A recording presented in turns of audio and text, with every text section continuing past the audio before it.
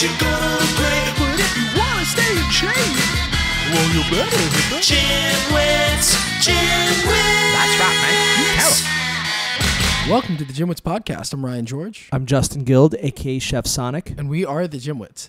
So, question: as a creative person, do you find that you're more creative when you have a chip on your shoulder, or you're kind of angry or upset or frustrated, or do you find that when you're happy, you write better? I know, caught you off guard. It's a good question. I don't work very well when I'm angry, pissed off, even sad, really, because then I just want to do something else. I actually find that I'm most creative when I'm happy and feeling good. Mm-hmm. Interesting. Okay, no, it's interesting. Like, I'm not some tortured artist that needs to be depressed in order to create. Yeah. Fair enough. I was wondering because I definitely need a chip on my shoulder, but maybe it's not necessarily being tortured or depressed, but more like I need to be angry. Kind of something about being, being mad makes me want to be productive. Or makes me want to act, and then that kind of seems to light some fire of creativity in me. I'm with you. I don't. It's for me. It's not necessarily being mad, but about there's some sort of needing to either prove what you can do or some sort of incentive. You want to show that you can do this, even if it's showing to yourself. Yeah, and just. I know what you mean. I don't work if I'm really angry. I won't, but I guess I see what you mean. Yeah, makes sense. Yeah, I'm with you. Okay, cool. All right. No, just wondering. No, a thought popped into my head the other day, and I was wondering that. But so how's your intermittent fasting going? Really good. Right, I've noticed some pretty positive results so far. I think I might have lost a little bit of weight, and I'm feeling good. And I'm. The only time I was really hungry was last night. For the first time, I was actually hungry at night, and it sort of bothered me a little bit in the middle of the night, just because I had eaten dinner at 5:30, which is a little early for me because I go to sleep late. So, I felt it, but it wasn't terrible. I've been doing well. I've been doing the 18-hour fast, and I'm happy with it. I'm doing well. Long period of time. You think so? Yeah, I mean, to me, that's hard. I haven't struggled with it that much. It's been good. I have 14 is my kind of limit. It's once I get to about 14, I could go longer if I need to, but I want to eat something. My brain is I start fighting. You wake up a little earlier. Well, I wake up a good deal earlier. Yeah, you do. I mean, not it's better than it used to be where you were up at 12, or noon every day. But what time are you typically up now? 8, 9. Something. Okay, yeah, because there was a time where you were up at 12, 1 o'clock. Well, yeah. Those are times I was working so late. Yeah, it was tough. But right now I'm having phone anxiety because I can't find my phone. I just went out to park my car. I think it's in the car. It's not here, and phone anxiety is a real thing. 5 more things to get to in this intro before we get to the interview. So, okay. All right, what else we have? No, nothing. I'm just messing. I know. All right. Well, yeah. Okay. So in that case, I won't make that anxiety last any longer. We've got an interview. What do we have on tap for today? We have Dr. Tom, who has this state-of-the-art facility in Arizona, and he is incredibly knowledgeable. It's one of those where it's wow, there's really so much. I need to go back and listen to it for a second and third time to really get all of it. But it's pretty cool stuff, and I like that he gives some real specifics as well. And we find that a lot of people do interview, they sort of don't let you in on it, but he just says it right out. So I hope you enjoy the interview with Dr. Tom. Hey, everyone. We are here with Dr. Tom. Hey, Dr. Tom. How's it going, guys? Very well. Now, you mentioned that you prefer to go with Dr. Tom because your last name is a little difficult to pronounce, but I'd still like to include it. Let me know if I'm correct. Is it Incledon? Yeah, it's perfect. Yeah. Cool. It's actually kind of a cool name. What is that? Well, if you ask my family, they'll tell you I'm related to a dinosaur. But it's actually an English name. Nice. So Tom is the founder and CEO of Cosenta Wellness. So how long have you been doing that for? So I've been doing this for about 30 years. Oh, wow. Started in the 80s. I was I was a team that was the first group to reach training in women, and that evolved into you have to imagine it's the 80s, and back then it's nothing like today where like all kinds of women work out. Back then there's a lot of social and cultural challenges, and it wasn't ladylike to swim, and women shouldn't have muscles, all that kind of stuff. Mm-hmm. And we were dealing with at the time we got funding from the United States Army because in a wartime situation, being too slow a week could lead to be fired upon by the enemy. So the States Army hired us to figure out how do we get women to be stronger than men. And at the time, everybody's like, there's no way a woman will be stronger than a guy. And 6 months later, every woman in our study was stronger than every guy. And everybody's like, holy man, women really can get stronger. The difference is, competent research guiding the training process as opposed to winging it, in a gym, you get way better results. And at the time, I remember everybody saying we're quacks because we actually thought we could help, people get stronger. And when it was done, everybody said, oh, you guys are geniuses. How do you know? And it was just really, we weren't afraid to think and we weren't afraid to try. Cool. What was kind of exciting about that is it led to, though, I was doing research on strength training in the elderly. So we've been able to put muscle on men over 100 years of age. And the difference it makes at that end of the lifespan is it's a guy that's in a wheelchair, it's on meds, and he can't walk himself.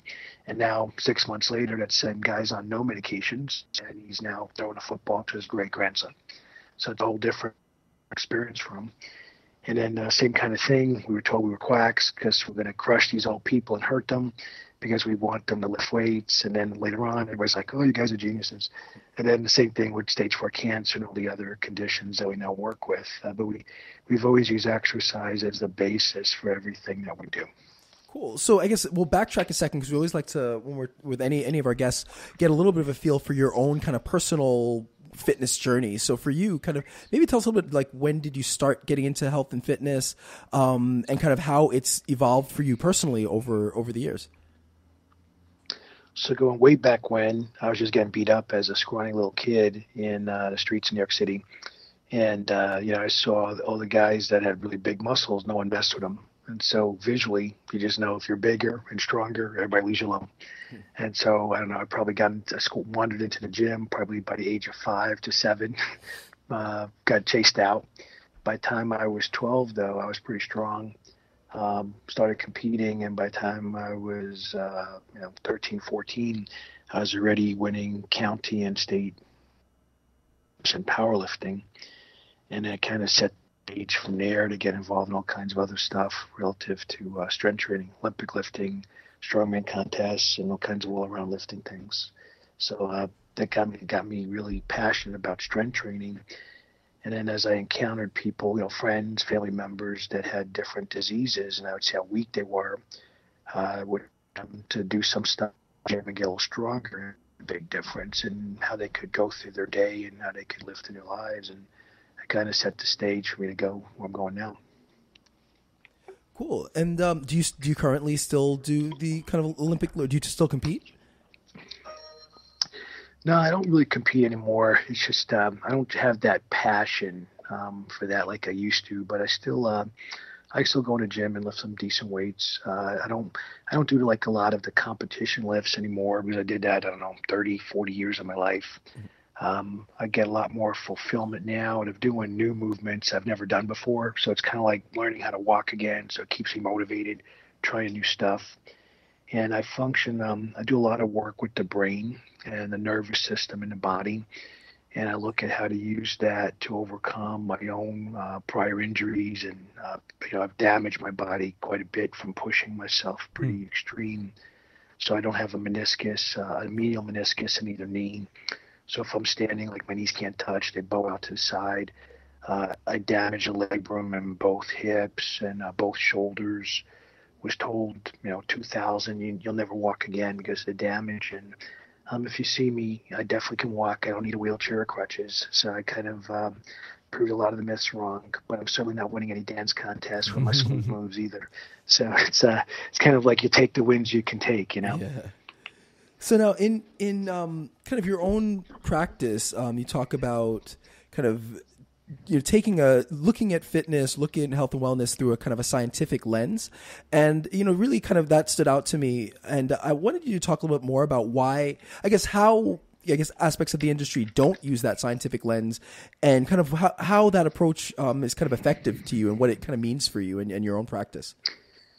Yeah. So when you say industry, I'm going to interpret that like a medical industry versus like a fitness industry, like maybe in the gyms or something. Because I have a team of physicians here. We kind of function as like a medical center, but we have a pretty high level gym. Any pro athlete for any sport in the world could look at our gym and go, wow, this is a place I want to train. And we used it because back in a lot of people don't have sometimes the context of history. And the context of history in the 30s, when a woman would have a baby, she would be put in the hospital for 2 months, put on bed rest. Now after 2 months, she gets out and she can't walk. And she's dizzy, has orthostatic intolerance, has all these health problems. And everybody goes, wow, look how stressful it is when you have a baby. And then one day a guy comes along and goes, wait a minute. Women never had these issues before hospitals. How are they having them now? What they realize is that they were confusing the stress of having a baby with the lack of movement. So by not moving, you go downhill fast in so many areas. And so there was that finding with just, let's say, in OBGYN, but it didn't really go anywhere. It kind of like stopped there. Now we have guys who are getting heart disease and all these cardiovascular issues. Same thing, after open heart surgery, you laid up in the bed for 30 to 60 days and you get done, you barely walk and stand. Everybody goes, wow, look how stressful that surgery was. And then finally someone goes, wait a minute, we're not moving these guys. And what's been happening very, very slowly, almost painfully slowly, is there's a lack of understanding in medicine between the difference of lack of movement and the actual disease process. And so what happens is once you're diagnosed, you're given this label on your forehead. It's like someone gave you a rubber stamp on your forehead. And now everybody ignores the fact that you're not moving. And because you're not moving, all these other things go downhill fast. And they go, see, it's the heart disease. See, it's the cancer. See, it's the autoimmune. And they ignore the fact that muscles that aren't used get weaker. It's that straightforward. And the body works on simple principles of use it or lose it.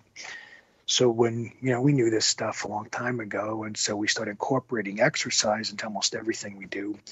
And it was just kind of funny that you would hear people criticize that and go, wait a minute, when did exercise ever be a bad thing? Like today, all you hear about is people need to move more, but there's still these concepts that, these mental shifts that a lot of professionals can't make. So what we do today is when someone comes in, we do a very thorough evaluation. We have a full-time physical therapist, looks at their body movements. My background right now is to look at a lot of stuff in the neurology world, but I'm more trained in biochemistry and endocrinology. I would say neurology is not my strength. It's just something I'm really good at. And then we have other docs that look at other areas. And then we kind of say, all right, here's everything we see, and here's some ideas and how we can improve this. But where we've really, sort of taken it to the next level is we incorporate laser systems, magnetic fields, and all kinds of other technologies while people are exercising in the gym. And so if you imagine now, the gym is, it's a weird look because we got like hospital beds and then you got like squat racks where you could squat 1,000 pounds, so it doesn't quite go together. Very interesting. And then, everybody comes and goes, what is wrong with you guys? And they start doing it. And then they can't stop telling the rest of the world, you got to train here. You got to come here, Where are you located? And then we're in Scottsdale, Arizona. Oh, cool. I was in Scottsdale about a month and a half ago, just for a day, but I was out there. Oh, next time you come, you got to come by, get a tour, you get to use some of the stuff for free. We have a very friendly, so I look at, if you were to think about a team, what's the perfect team environment in terms of everyone knows their role, does their job without even talking to each other, we're all in sync and harmony. The best thing I can ever think of personally is when I look at, when you have like a NASCAR race and you have these drivers on a racetrack and something happens in the car and they come off the track. They've already told the pit crew what's going on. That pit crew comes out like lightning bolt. And in 7 seconds or less, everything is fixed and repaired and replaced. And this guy's back on the road driving or back on the track driving.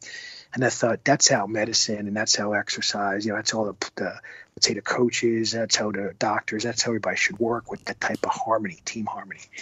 And then you look at, like, if you go out to dinner at a very 5-star restaurant or a fancy hotel, you're treated like royalty. Compare that to going into a hospital where you're an inconvenience because you're getting in their way or something. So what I wanted to always do was marry the team harmony from, let's just say, like, the race car world, and the hospitality from, like, the best restaurant you've ever eaten at in your life. Put that together and bring that into healthcare so that people feel treasured and welcome and they feel like an asset. Every life is important, all that kind of stuff. But make it fun. Like, when you come into my building, you see people with stage 4 cancers laughing. You don't see anybody crying. And the reason is we're showing them how to beat this, and we're showing them how to get stronger and have fun while they do it. And it's just like, wait a minute, how come the whole world ain't doing this? And part of it's because fear and resistance to change, and everybody's worried about getting sued, so they become afraid to think, that kind of stuff. So is the center mainly to treat cancer patients? No, it's actually not. So it's kind of funny because our company name was originally Human Performance Specialists. And part of that was, I'm a scientist. I'm not a marketing guy, so I don't have clever, witty names. I got like very linear, straightforward thinking, And so when I was working with athletes, and at the time, pretty much everybody was coming to me because I saw all the records that I lifting big weights, and they wanted to have me help them get stronger. So it just seemed like a simple name that would make sense to the people I was working with. But then I started getting a lot of athletes with health issues, like really serious health issues. A lot of times, because athletes are so fit looking, they have abs and muscles and all that stuff, no one imagines, well, they might actually be sick because they look so good on the outside. There can't possibly be anything wrong on the inside, And so I started working with all these guys with cancer and musculoskeletal issues and things like that. But when you have a famous athlete that you're helping, they usually don't come and say, hey, I got cancer, now I beat it. They usually, they just say, oh, I'm going here, because they don't want to be cut from the team, and they don't want to have financial ramifications of the world knowing there's something wrong with them. Maybe later on they may talk about it, but at least back then it was a different climate than it is today, where people are a little more open about things. And so it kind of gave, though, the visual bias effect of like, well, we only treat athletes, no one else. And even though it's kind of like, if you're an athlete with a big name, when people hear about you, it gets a lot of attention. But if, let's just say, you're an average person in a small town and no one knows who you are, well, you come in and get better, no one knows who you are. So there's no like commotion or big production over that in terms of the media is looking to find out what you're doing type of thing. So even though we were technically helping anyone that, needed help, it created this, perspective that we only helped the athletes. And then at a certain point, a number of our clients said, you're the only guys that figured out the root cause of our health issues. And part of that is we're the only place in the world that can measure every single gene in the human body in what's called the germline genetics, every single microorganism in blood, urine, stool, or any part of the body, meaning every organism ever discovered by mankind throughout history, we can measure them all. And on top of it, all the vitamins, minerals, cytokines, interleukins, hormones, all this other stuff. And then we have that all. I'm working on creating a platform where I can connect all the data from all these labs. And instead of using statistics, we would start using predictive analytics, where we could say, based on what we're seeing now, here's the direction you're going to go, and here's how you could prevent that or change it. And so then as that started unfolding, we just started getting more and more patients with very serious cancers that were told nothing can be done. You'll never, you're not going to make it in a month or a year, whatever timeline they were given. And our patients are out dancing and looking great. And everybody's like, you're sure you got cancer? You don't look like you got cancer. And so we kind of then started getting this reputation of only treating cancer. So it's kind of like, whoever gets attention, that's kind of how you get, that's the appearance you give. And today, I would say we're capable of doing anything other than major surgery. We don't do dental work and things like that, but we do, kinds of physical therapy and musculoskeletal pain management.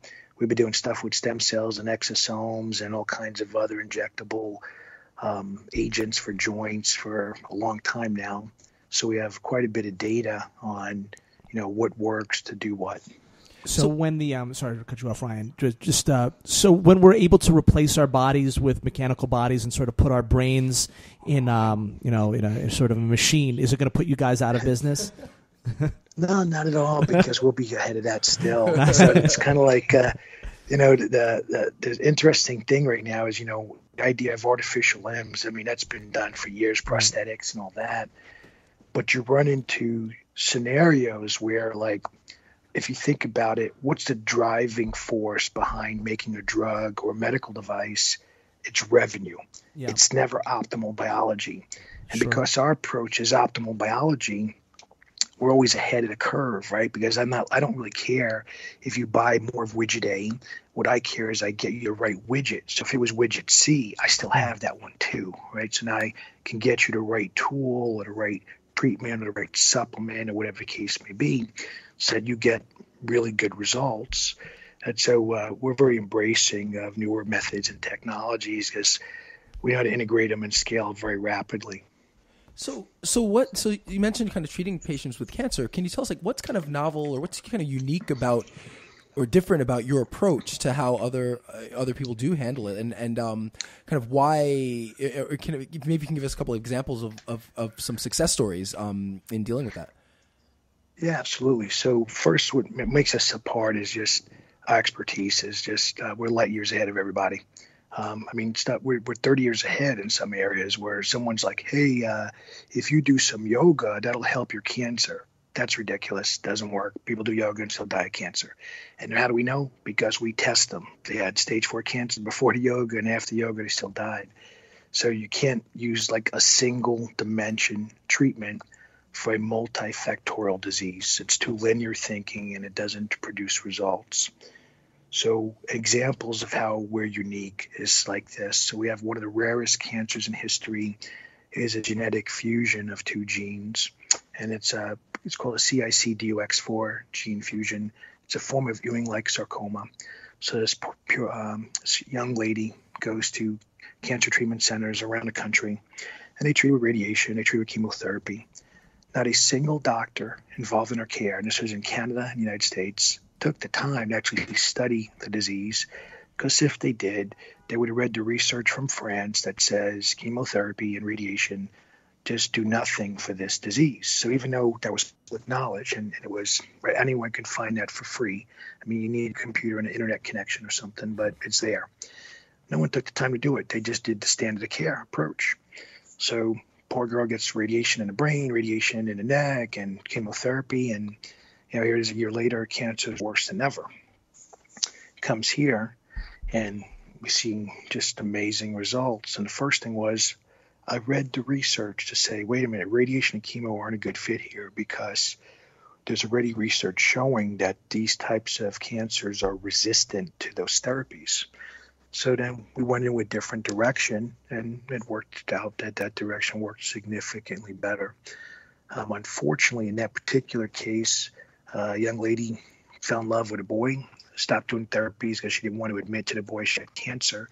And of course, if you don't do treatment, you don't do well. You die after that. And so it kind of was like home run into a strikeout. There was nothing really in between. Other examples, we have a woman that's in her 70s. It's actually on the cover of our homepage and our website. And that particular woman, when she came here, had cancer that metastasized around her body, had spread everywhere, and a number of centers said nothing could be done. She happened to have 2 other friends that also had similar cancers. Of the 3 friends, she came here. One of the other friends said, let me see how you do, and waited. And the 3rd friend went somewhere else. The 3rd friend died. The friend that waited died. And this woman today is pulling logs up mountains. And the difference is that we don't treat people like a label of a disease. We don't treat them like a number. We study them and we monitor them to make sure, 1, we know what we're doing to help them, and 2, we make sure it works. In a lot of ways, a lot of the stuff that we do, any personal trainer or strength coach, you assess someone, you assess different fitness parameters, and you say, you know what, after everything I measured and tested, here's the weakest area. So if we focus on strengthening this area of your health, you'll see, things improve faster overall. But in medicine, it's not like that. It's kind of like you have a diagnosis and everybody gets the same treatment. Doesn't matter differences in genetics or differences in gender or differences in body mass or where you're from or what you like to eat or any of that stuff. Everybody's treated like a single label. And what we figured out is how to kind of ignore the bias of medicine and actually treat people like people. So I'm actually curious of what was the approach for treating this lady? What did you guys Which use? one, the 72-year-old Yes, woman or yes. the younger? So in her case, we figured out that there's a lot of common myths that are stated about cancer. So one, you hear things like cancer cells love sugar and cancer cells hate oxygen, and that someone has cancer, the immune system's weak. That might, in theory, you might say those are concepts that have some evidence behind them. When you test the individual, what you actually find in one person, sugar does nothing for their cancer cells. The cancer cells use a different fuel source. In another person, the cancer, it's not that it doesn't like oxygen, it just uses up so rapidly it creates a hypoxic environment. And so the point is, by testing someone, you then find out what it is that they need. And one of the things that we've uncovered here is we uncovered that it's easier to kill cancer cells through apoptosis from reactive oxygen species. You could kill cancer faster that way than to try to strengthen and build up the immune system. But with most centers right now, because of the marketing efforts behind different immunotherapies, lots of places are focusing on immunotherapy approaches. Even though it's minor impact, it's never going to be as strong of an impact as reactive oxygen species inducing apoptosis. At least none of the data I've seen so far would catch up. So for the layman, what is that? So think of it as like we figured out a way how to blast cancer cells with so many meteors, so many bullets. They can't repair all the damage from all those bullets. And in a normal medical model, what happens is someone gets a drug, typically a chemotherapy that's administered intravenously, and that drug targets the nucleus of the cancer cells. And the rationale behind that is the DNA that controls division and replication of these cancer cells is located in the nucleus. So it's kind of like we're going to blow up the brains of the cancer cell, therefore it won't know to make any more cancer cells and they'll die off. And it's logical, but just linear thinking, and it doesn't take into account the fact that the nucleus is a really small part of the cell, and cancer cells, just like regular healthy cells, have a lot of repair mechanisms located in the nucleus. So it's kind of like, imagine if you popped a giant balloon with a big needle, and the first time you pop it, it takes a while, but it fixes itself. But now next time you stick that needle in the balloon, it fixes it faster, and the next time even faster, and pretty soon, as you're sticking this balloon with a needle, when the needle comes out, the balloon's already fixed. So now that needle is no longer effective at letting air or popping a hole in this balloon. And that's kind of the analogy I would use with how cancer cells can become resistant to some medications. It's not perfectly accurate, but it's simple enough for an analogy. And what we do is we damage the mitochondria and most of the cytoplasm. So we're hitting the vast majority of the cell with our treatments that the cancer cell does not have the ability to fight against. It's kind of like open season there. And because it can't repair all the damage, the cancer cells then die off. And so it tends to be more effective, and also it's less expensive and dramatically less side effects. Wow. And when people see and experience it, they become more embracing of it. Because no one wants to suffer while they're trying to get better. Everybody wants to feel good as they're getting better, So I have a question going back to your kind of Olympic lifting. Have you incorporated kind of your own experience with Olympic lifting into your practice, whether it's working with cancer patients or working with elderly clients or people dealing with any kind of a medical issue? Have you found a way, and if so, how, to incorporate your Olympic background into it? So we don't do like cleans and snatches and, maybe variations of poles or good mornings with the patients that we have right now, because so most of the people that come here, they tend to wait too long. And so in other words, they've tried a lot of things. Those things didn't work. And now they're at a point where they could barely stand. They may be in a wheelchair. Or if they, like some people that are older, may say, I don't want a wheelchair, but they may have two people helping them walk, right? So they're not stable enough to even hold a barbell at that point. Like just standing up out of a chair could be like the equivalent of a 1RM back squat for them. And so a lot of the initial forms of exercise that we do really focus on getting their brain to develop better control of peripheral body parts. So as an example, if you guys, let's say we're sitting right now and you took your shoes and socks off, or your sneakers and socks off, and you could stare at your feet, you should be able to push all of your toes down, and then just lift your big toe up and down independently of your four other toes. And then if you push the big toe down, you should be able to lift the four other toes up and down independently of the big toe. Most people can't do that. They move everything or nothing. And so they've lost the ability, from a neuromuscular control perspective, of just distinguishing between their big toe and the rest of their toes. That's important because as kids, you could do it pretty easily. But over time, because of lack of use, people lose these abilities. And so now, because of poor control of their body, they get weaker. So part of what we try to do is help them regain neuromuscular control of their entire body. In some cases, some people pick it up quick. Some people it takes a little more time. And then we incorporate things like magnetic fields and electrical stimulation to help them. And then once we could get them strong enough to stand and function on their own, we then progress them to the ability to transfer energy or load across multiple planes. So, you might think of it as like wood chops or some sort of P&F pattern on a cable pulley machine where it's like, the weight's extended on the far right and they're pulling a rope handle across their body to the far left in a diagonal pattern. The reason for that is it helps the brain understand how to coordinate muscles around the hips and the shoulder girdle. So their balance improves dramatically. And so as they kind of go through these things, then we get them, so now they're more able-bodied, capable of moving.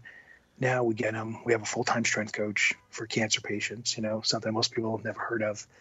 Now when he gets to that level where they're with him, then he's looking at, let's say, movements that can be done safely to improve their power. And when we have people come here, it's like, I came here for cancer, but you guys fixed my knees. We have a guy right now that he hasn't raised his arm above shoulder height in years. And I told him, all right, give me 1 week. And he says to me, week? No way. I haven't done it in over 10 years. And 3 days later, he could raise his arm above his head. Wow. So it's just really cool, stuff that we're able to do. Now, what about nutrition? Do you have different approaches, or is it once again sort of a very individualized thing? It's pretty individualized. I mean, there's general statements like we produced an ebook to help people. We have on our website, there's all kinds of ebooks you download for free. And generally speaking, if I had to do a general lecture and I don't know the details about the individual, I would say eat for color. So the healthiest people, not pure vegans, that's nonsense. The healthiest people eat as much food as possible of different varieties though. And the reason is the strengths of one food offset the weaknesses of another. And so we might say just eat for color, eat for rainbow. And nature is very clever. Nature associates different nutrients with different colors. So if you had, let's say, 2 or 3 servings of, depending on your energy intake, of every color of the rainbow, then the odds of you being low on something are really low. And so by following simple strategies like that, it turns out that the likelihood of people developing many diseases goes down exponentially. Now, if someone is, let's say if I was lecturing, so another example would be I might say eat blueberries, strawberries, and spinach. But if I was in a certain part of the world lecturing and there was some contamination of the soil, I might say, well, here, those crops are loaded with whatever chemicals, whether it's pesticide residue, some heavy metals, or something else. I would say here we want to avoid blueberries, strawberries, and spinach. And if I was testing someone individually and I see how their body reacts to those foods, I might say, look, these foods are normally healthy, but for you, because of either your genetics or your immunological reactions, you need to avoid these foods. And so that's how you kind of go from general to more specific. And I'll give you some examples. Generally speaking, most people would say tea or green tea is very healthy. There's a lot of data about the antioxidants and how it benefits the body in a number of ways. But when you actually test people, some people have a mutation in their genes such that when they consume tea, it increases the likelihood they can have more inflammation, eventually an autoimmune condition. Now, how many people even know that? How many people drinking tea right now even know that this health food could actually create an autoimmune condition later on? Because from a linear perspective, you'd say, well, the tea is healthy. You don't think of it as a bad thing, And that same evidence they found now for like resveratrol, for some people with issues with their liver. They have a gene in their liver that it makes it difficult to metabolize resveratrol. It's something that is a powerful antioxidant from grapes and in red wine that could be very healthy in some ways, but unless you have a mutation in your genetics, and then it could actually be a lot less than healthy for you. So you sound like you're really on the cutting edge of all this information. And I've heard a lot of doctors and dietitians and scientists say that a lot of sort of family practitioners, sort of, I guess we would quote unquote normal doctors, don't know what they should know when it comes to things like nutrition and exercise. They sort of hand out, as what you mentioned, the a generic approach. Do you find that to be true? Yeah, but I mean, you got to think about it though. So the doctor of today is primarily trained to handle acute abnormalities or acute conditions. Like, hey doc, I'm feeling sick. What's wrong with me? Oh, you got this. Here's a pill to fix it. And the reason why that evolved is because people want instant gratification. Yeah. So doctors now, if you go backwards, well, the medical education is going to be geared towards instant gratification. It's not going to be geared towards long-term health stability. So what you see is, in your more modern countries, your sort of Western medical approaches, the reason why they evolved is because they worked. They blew away traditional medicine. That's why they came into being. The problem is that now the way that our lives are changing so rapidly, pretty soon we're going to have more new information in one day than it was the year before that. And then it's going to be the last 10 years before that and the last 20 years. And at some point, we'll have more change in one day of our world than the last 100 years before that.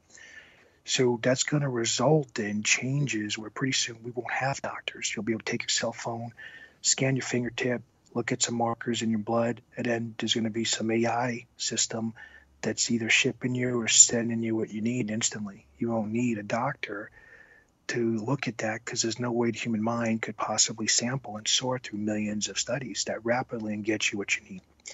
So what we're developing is we're developing more chronic problems because of lack of use and because of overindulgence and because of depletion. So you could categorize a lot of these things into we've depleted the environment, we've introduced chemicals in the environment, we're not moving enough. And then, what you hear is when people go out to a nice fancy restaurant, what are all the top chefs doing? They're adding all kinds of fats and bad stuff in their food so it tastes good. They're not saying, hey, I got this, 5-star restaurant. It's got the healthiest food in the world. It's a 5-star restaurant is the best tasting food in the world type of thing. And so that leads to these chronic problems that doctors are not trained for. And so, you have sort of that gap.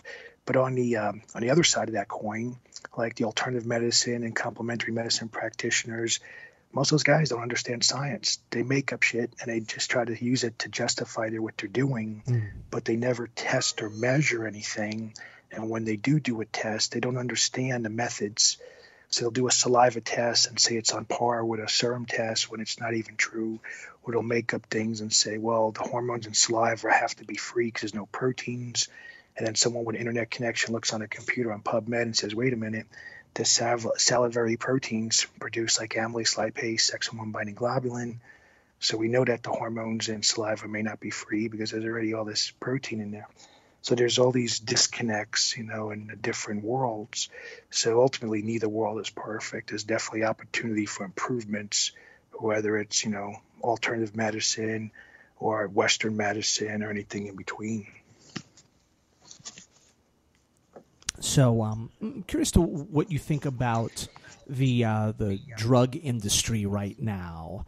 If I was to guess, I would probably think that you probably feel that too many drugs are being prescribed for ailments or issues that could probably be fixed in different ways. What's sort of your? I bet you, and I'm also sure you could probably give a lecture on what you think about all the the drugs coming out. But what's sort of your thought on that, on all the drugs being prescribed, and the motivations behind it? Yeah. So, well, I mean, drug companies, like any business, they're in business to make money. You don't have, a board and shareholders and so forth, members, and they go, hey, let's go lose money, right? So if you were the CEO of a drug company and you don't produce a profit or an increase in sales or some, improvement, metric improvement of some kind, they fire you, they bring in another CEO that can do the job. So you're forced, in order to keep your job, to make sure things go in a certain direction. But I'd like to put some things in our context so that anyone listening gets a good understanding of the power and influence drug companies have. So at $100 million a year, whether you're a person or a company, you can influence the economy of any country in the world, including the United States. So that's 100 million. So just keep that number in mind, because that's a big number, but it's really not that big compared to, in the drug industry, just in oncology medicine or cancer drugs alone, that's about $148 billion a year revenue. So those guys at $148 billion, they're so far ahead or above the 100 million level, they can now influence education, they can influence laws, they can lobby, influence all kinds of things. And the best way I could summarize things is, think about this. So Gatorade, which is considered a food, it's artificial chemicals and artificial coloring, and in most countries it's approved as a food, even though nothing in it is natural. That's the power of lobbying. Now, on the other side of that, stuff that if I took an apple and I took parts of the apple and put in a pill and sell it, that's considered a supplement. Even though it came from Mother Earth, it's a supplement. So the lobbying, the power of having money, is you could manipulate the laws independent of the science. So science doesn't, have organic stuff. Organic means it contains carbon, but now you get some money behind it, and now you can have a new definition of organic. And the definition doesn't even guarantee the foods are pesticide-free, because no one's testing anything. Like, there's all these sort of inconsistencies, in the way things come into play legally. But in terms of your original question and, drugs and companies and stuff like that, right now globally, Synthroid is the number one prescribed medication in terms of gross revenue and number of prescriptions. But in the United States, we consume about 80% of the world's drug supply, even though we have maybe 4 to 7% of the world's population, depending on, who you're counting where. So we overdo drugs here easily. And what I've proven over again and again, we could take people with failed back, so people that have had 3 or 4 back surgeries, still have back pain, been on all kinds of meds, and through exercise alone, get them off all their meds and make it that they don't need surgery. So, it raises the question that how are we training professionals that they can't see the value of exercise to reduce the healthcare expense globally? And it turns back to, well, who benefits the most? So when I was an advisor to major medical centers, and I said, look, if we have people exercising while we do chemotherapy, we could reduce the dose of chemo by 100 times. The response is, well, we'll lose billions of dollars, so we can't do that. So there's no interest in centers that are at the multi-billion-dollar level to change to an exercise-based approach, because they're going to lose so much money they can't afford to pay for all the unnecessary stuff that they're doing anyway. And so, this huge so the business interests of healthcare are separate from the patient outcomes today, and that's in any country in the world. It's not just the United States. Wow. And I'm curious. Now, this could start to border on conspiracy theory, but it almost doesn't sound too far out of the realm of possibility, because we know that drug companies have done things like keep cheap HIV medicine out of Africa, right? To do things like that. We've heard about that. Is it out of the realm of possibility that drug companies could have cures for cancer that they don't release just because it's not in their best financial interest? Oh, absolutely. So here's the thing. I don't know if I'd call it conspiracy. I mean, it certainly could be, but I'll tell you this is, I did a documentary called The Cancer Lie. We had to pull it down because it was too confrontational, and people felt there'd be threats on my life because of just the way it was just like in your face, like just look at the facts. So whether you believe in conspiracies or not, anyone will pick cancer, but this could be extrapolated to any disease.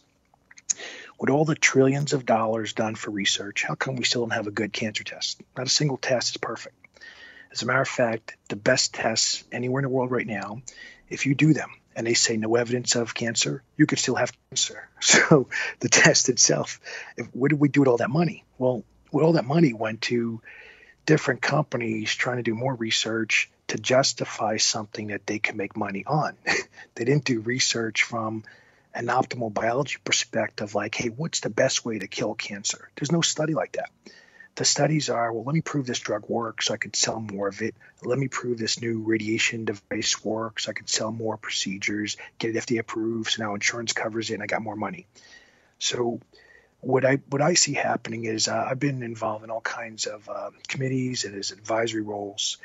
I've never met evil people that go, look, I'm out to conquer the world. I never met anyone like that. I never met anyone that would say it's really diabolical. But I would say that there's clearly, people that are far more business oriented than they are, let's say, human being oriented. And so when I'm on a committee and I'm talking to, a group of docs and attorneys and pharmacologists and business guys, I'm like, hey, we could use metformin as a tool to enhance the results of what we're doing. And that's like $12 for 3 months, and that can enhance outcomes of most drugs, or at least extend lifespan for most cancers by 2 to 5 years, and it's cheap. Most guys say, well, then we'll lose revenue somewhere else, so we don't want to do that. And so their decision-making isn't because they're evil or it's a conspiracy. It's just pure business. They don't see that, well, that decision is actually killing people somewhere, but they don't see those people die. So they're disconnected from the loss of human life. If you would have somehow put, those people dying right in their face so they can't ignore it, I believe they would change their position on it. So they've somehow divorced themselves from the emotional connection to human beings, and they've got more connected to numbers in a spreadsheet on a computer. So much great information today. Tom, can you tell us where can people find you? Like, what's the best route? Is it social media or your website? What's the best way for people to get in touch with you? So best way is to go to causenta.com, and that's just www.causenta.com. We have a form that you fill out for a free consultation, and then after they fill out the form, typically we try to reach out to a person. And then, by email or by phone and say, hey, look, how we schedule something, and we get it scheduled and we'll talk, 30 minutes or so for free and say, all right, here's what we would recommend for the concerns you have. And it could be, cancer, arthritis, it could be anything really. And then I just did a podcast on a guy's show that was more about performance, nothing really about any type of disease. And we taught people how to assess themselves. So an example, like if you're going into the gym and your coach says you got to do 10 sets of squats, how do you know when you've done too many squats? How do you have an instant measurement of your progress and performance right now to know I better stop at set number 4 because after that I'm digging my grave. I'm not really helping myself. And there's areas of like fitness and performance, like neurology and cartilage biology. Every single professional organization is ignorant of it. I wrote a very technical response to the NSCA, ACSM, NASM, and ACE. They're just missing a lot of stuff. And part of it is it's kind of like each organization has their sort of philosophy and approach, and they try to bring in other guys, but all the other guys think the same way. So if you want to build something different, you don't need people to tell you what you already know. You need people that could help you see things that you can't see. And that's how you get a more complete picture of what's going on. So one last question before, and we'll let you go. And I've asked this before, and I've never gotten a great answer. And maybe there is no great answer, but if anyone could shine some light on the subject, I think you can, Dr. Tom. In professional sports, we see so many injuries nowadays. Now, we know that training has changed. The athletes are better than ever. So Why is this? Is it that we're diagnosing more? Is the stress that athletes are putting on their bodies is more than it used to be? Or is it confirmation bias? Now that we see it, we thought this was the truth, and now we're finding reasons that it is, and maybe athletes have always been injured. What do you think about that topic? So one thing I could share with you is, I've been working with athletes for, not quite 40 years, but almost 40 years. And when I think back to when I was a kid, and I'm not saying I'm old, but let's just say I do have a lot of experience. And when I was a kid, you'd run around crazy and do whatever silly games you wanted. And you weren't like pulled into like a peewee league or some other like organized sporting league at a very young age. And now when I see things today, what I see is, by the time someone's, 16, they already got like 10 years of playing football or baseball or something, soccer or something. Like they've already been doing it for a long time. So the likelihood of overuse patterns is dramatically increased for the individuals that have been in, let's say organized sports, a limited number of organized sports. For a long period of time. So now what it translates to, I see young athletes in their 20s with advanced arthritis already. So that tells me that they've had overuse for a long time. And, in your 20s, you should heal real fast. So I shouldn't be seeing arthritis. Arthritis should be something you see like in your 50s and 60s because it takes a long time to happen unless you're consistently overdoing it.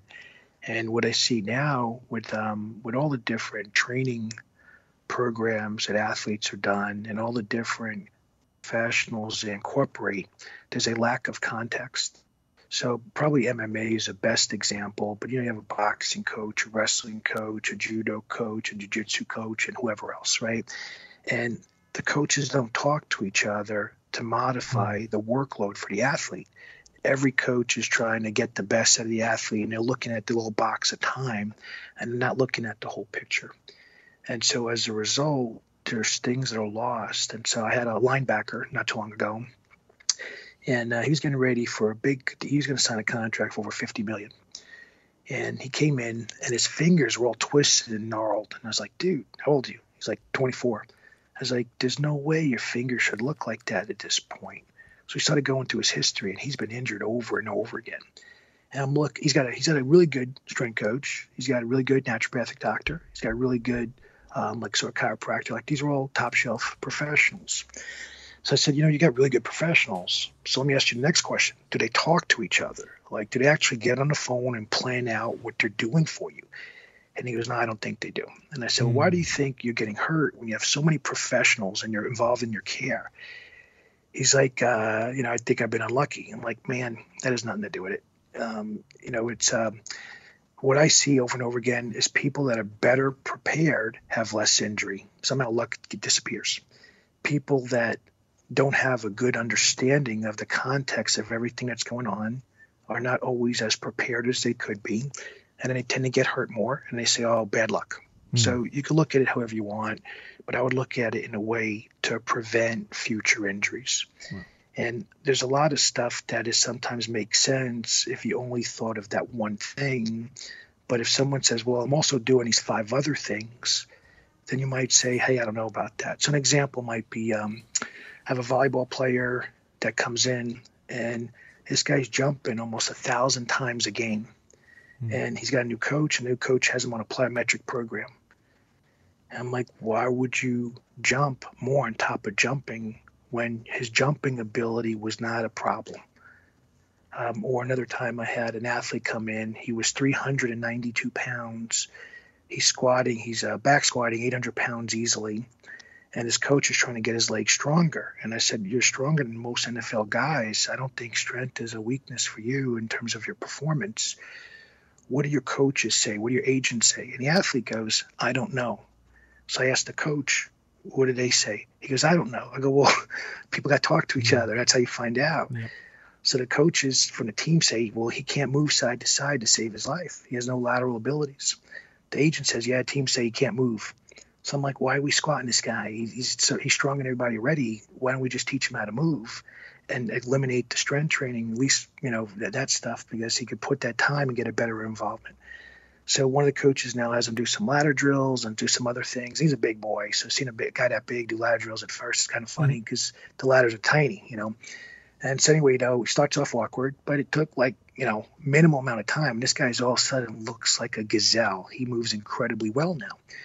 So the same coaches go, what drugs did you put him on? And I'm like, what do you mean? They go, he never moved that well in his life. He's got to be on something. And it literally came down to no one ever helped teach this guy how to change his body direction. And he's an NFL athlete.